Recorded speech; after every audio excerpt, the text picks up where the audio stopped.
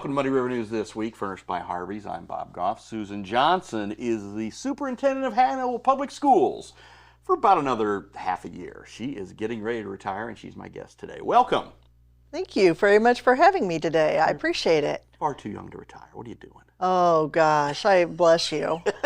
I'm not as young as you'd think, but I appreciate you saying so. 30 years? 33 years, actually. 33. Yeah, on all 33 years, this is something I always wanted. I could always say all of my years have been in the Hannibal School District. It's like that ball player who just plays for the one team, you know? Yeah. That's you did. And you went up through the ranks and, becoming superintendent. I remember when Jill Janes was superintendent, Yes. and then you filled in after that, and you've made a few changes, which is what everybody does when they come in, but it really looks like the Hannibal School District's got a lot of positive stuff going on as you get ready to say bye or say, I'll see you later. And it's hard to say goodbye because, I mean, as corny as it may sound, I mean, when you spend this kind of time with people, they're part of me, and it's like having a family. And I know that seems not genuine, but I truly mean that. When I talked to the administrative team, and that was a really difficult conversation to make my announcement. I got to looking around that room, and every single person in that room I had hired, and that was really, I was very proud of that. But it was also an aha moment, one that you don't reflect on many times. I think when you're in that situation, I think you look back and you have to take some, not only pride, but also comfort in the fact that, these guys will be okay without me. They're going to be great without me. And I know anytime there's change, and I've talked to many people, and some people saying they're nervous or scared, and change can be nervous or scary, but a big reason why this time has come is, the Hannibal School District is doing phenomenally. And there's great leadership there. The staff is phenomenal, and they do everything. So I'm just the one that has good fortune to be able to take many times credit that it really isn't mine to take. I mean, I've had a lot of friends and family who, have had kids who've graduated through their nephews and such, but I've also got a lot of, my wife teaches over here in Quincy. I've got a lot of her friends who also are teaching over there, and they've had nothing but good things to say about teaching in Hannibal. Well, thank you. That always makes me proud to hear that. And it really is a community. When you work in a school system, and it's not about who does what or these kinds of things, because really the truth is we all have to do our part to make it work. And I'm really blessed and fortunate. Our community is very blessed and fortunate to have people that are just so very dedicated, and really will do whatever it takes to help our kids flourish. I think one of the biggest adjustments in education over the last few years has been the fact that for years it was like, okay, we're going to get our degree in high school or get our diploma, then we're going to go to college. And now we've really got this change. Look, we need to realize that not every kid needs college. Not every kid wants college. And, with what you've got going on with the development center, and I mean, Hannibal Votech, when I was at Mark Twain, I had classmates who went to Hannibal Votech back then and ended up, working on cars or graphic design or whatever. And here we are 30 some odd years later, and it's the same thing. But now it looks like you're really giving them a lot more tools with this development expansion of the old, Jack Sutherland's Shopko, whatever that building's been over the years. But that looks like a really good opportunity. There's a lot of things that I'm excited for the future for Hannibal School District, and not really just even Hannibal School District, really the region. And when we were fortunate enough to purchase Sutherland's, that's not a one-person show. That took a lot of people and a lot of forethought, a lot of vision. But the opportunities that unmasked for our kids, for our community, for even the adults in our community and our region, is really, the sky's the limit. And what a perfect time, having all of us come out of the pandemic when we're dealing with so many workforce issues, and what opportunities that this will open up to, really helping our students, and not just Hannibal students, but our sending school students, our area students, to be able to get a job skill that's really not only going to help them, but it's going to help us keep some of our kids, if they want to stay here local, versus them feeling like they have to go somewhere else to get good employment. I think it also opens up a ton of opportunities for economic development, and just expansion of the community as a whole, which is going to be a win-win for everybody concerned. Yeah, that is the biggest thing. I mean, my wife and I, we have 3 kids, and 2 are gone, and one's at Illinois State right now, and we think there might be a chance to get him back. But I know a lot of, but my nephew who lives in Saverton, but works in Yeah. Hannibal now and stuff, and he's trying to decide what he wants to do because he's an apprentice electrician and stuff. So it's just the fact of trying to get those kids who are like, sure, go see the world for a little bit, but eventually come on back home. Yeah. And that's something that amazed me because I'm not originally from Hannibal, but I've lived in Hannibal more than I've lived anywhere else in my entire life, including my hometown. But really, I've always really admired Hannibal because Hannibal is a large, small town. And I think a lot of people forget that, because it's a large town comparatively to other communities around us, but it doesn't feel like a large town.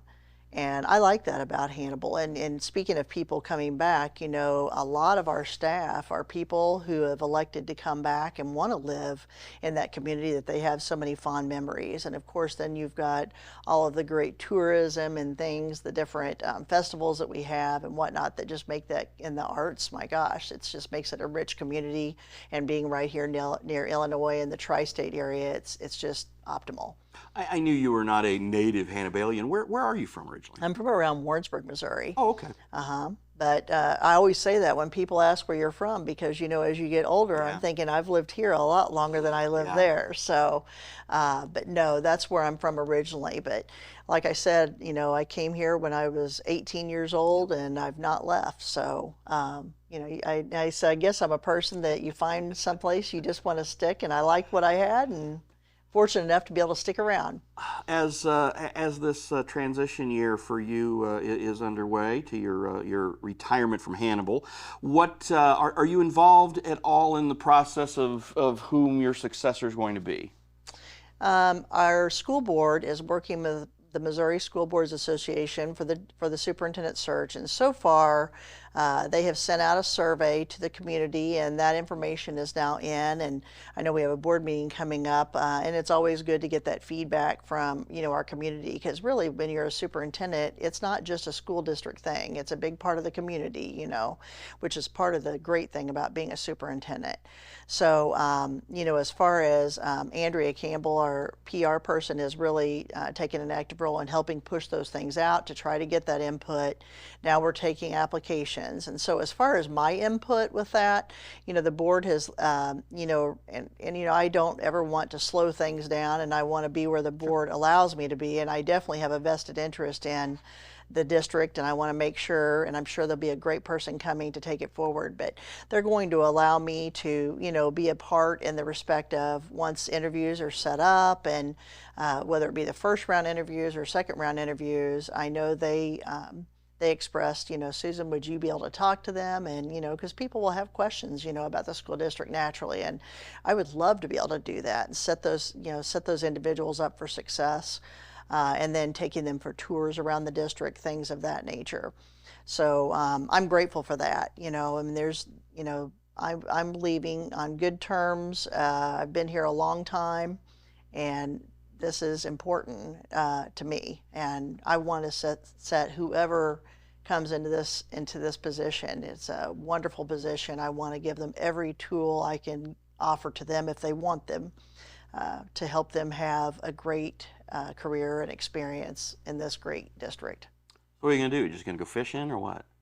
That's probably the biggest question I get, and I wish I had some really great answer. But I think my husband is retired, and so I know that we want to travel. When you live the life of an educator, anytime you're able to travel, it's usually during those peak seasons, in the summer when things are the way they are. And anyone that works, you've got schedules and things. So I'd like to see the world a little bit, and explore and kind of see what's out there and experience that.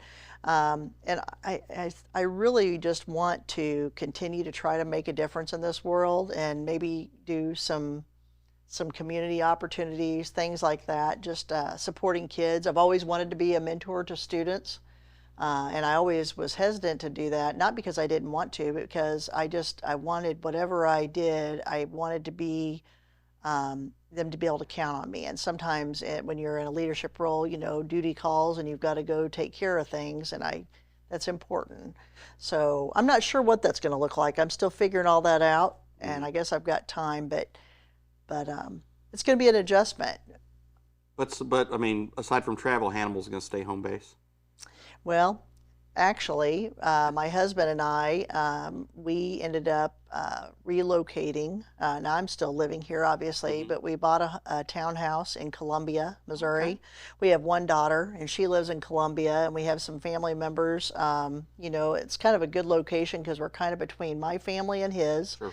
And as our family ages, we want to be there and be able to do our part with that. So we'll be doing that. And I want to give whoever becomes the superintendent an opportunity to get their own identity. Sometimes when you've been in a district for a long time, it's easy to go to those people and ask questions and things, and I would never want that to be, and I'll work hard that that's not. But I still have things. I'll be involved with the Hannibal community even after I retire.